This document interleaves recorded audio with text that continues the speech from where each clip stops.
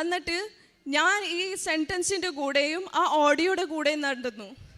13 blanks ഉണ്ടായിരുന്നു. അതെനിക്ക് കിട്ടിയില്ലെങ്കിൽ ഞാൻ OET തിരിച്ച് ഫെയിലായിരുന്നു. എനിക്ക് 13 ബ്ലാങ്ക്സ് കിട്ടി. പക്ഷെ ഞാൻ ഷുവറല്ലായിരുന്നു, മാതാവേ ഇത് ശരിയാണോ എനിക്കറിയത്തില്ല. അത് കഴിഞ്ഞിട്ട് എക്സാം ലിസ്ണിങ് കഴിഞ്ഞു. അപ്പോൾ ഞാൻ ഇങ്ങനെ പറഞ്ഞുകൊണ്ടിരിക്കുക, മാതാവേ ഇത് ശരിയാണോ എനിക്കറിയത്തില്ല. അപ്പോൾ മാതാവ് ഇങ്ങനെ പറഞ്ഞുകൊണ്ടിരിക്കുക അകത്തുനിന്ന്, കൊച്ച് എഴുതിയ എല്ലാം ശരിയാ, കൊച്ച് വിഷമിക്കണ്ട. അത് കഴിഞ്ഞിട്ട് എക്സാമൊക്കെ കഴിഞ്ഞ്, ചേച്ചിയുടെ എക്സാം കഴിഞ്ഞ്, അത് കഴിഞ്ഞിട്ട് ഞാൻ OETയുടെ റിസൾട്ട് വരാൻ ഞങ്ങളിങ്ങനെ വെയിറ്റ് ചെയ്തുകൊണ്ടിരിക്കുക. വെയിറ്റ് ചെയ്ത് കഴിഞ്ഞ് റീഡിങ്ങിലും കൂടുതൽ എനിക്ക് ലിസണിങ്ങിൽ ആയിരുന്നു. 13 ബ്ലാങ്ക്സ് ഫുൾ എൻ്റെ കറക്റ്റായിരുന്നു അതിൻ്റെ അർത്ഥം.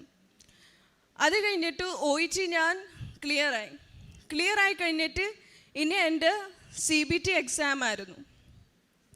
CBT എക്സാം എഴുതുന്നതിന് മുമ്പേ എനിക്ക് പഠിക്കാനൊരു കോൺസെൻട്രേഷൻ വരുന്നില്ല. എനിക്കിതായിരുന്നു, ഇത് ഒരു 1 PDF കൺസിസ്റ്റ് ഓഫ് 1000 ക്വസ്റ്റ്യൻസ്. ഒരു PDFൽ 1000 ക്വസ്റ്റ്യൻ, രണ്ടാമത്തെ PDFൽ 500 ക്വസ്റ്റ്യൻ. അതും ഞാൻ എങ്ങനെ കവർ ചെയ്യും എനിക്കറിഞ്ഞൂടാ. എന്നാലും ഞാൻ എങ്ങനെയോ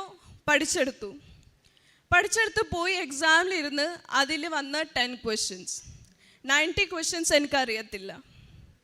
ഞാനിങ്ങനെയാണ്, മാതാവേ ഞാൻ എങ്ങനെ ചെയ്യും, എനിക്ക് 90 ക്വസ്റ്റ്യൻസ് അറിയത്തില്ല, എനിക്ക് ഒരു ഐഡിയയും ഇല്ല.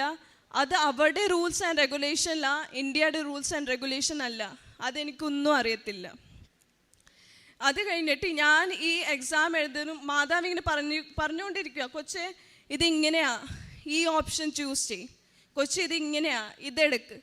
അങ്ങനെ എടുത്തോണ്ട് ഞാൻ ഓപ്ഷൻ എല്ലാം സെലക്ട് ചെയ്ത് കഴിഞ്ഞിട്ട് ഞാൻ എൻ്റെ കൂടെ വലിയ സീനിയേഴ്സ്, എന്നേലും എക്സ്പീരിയൻസ്ഡ് അവിടെ നിൽക്കുക.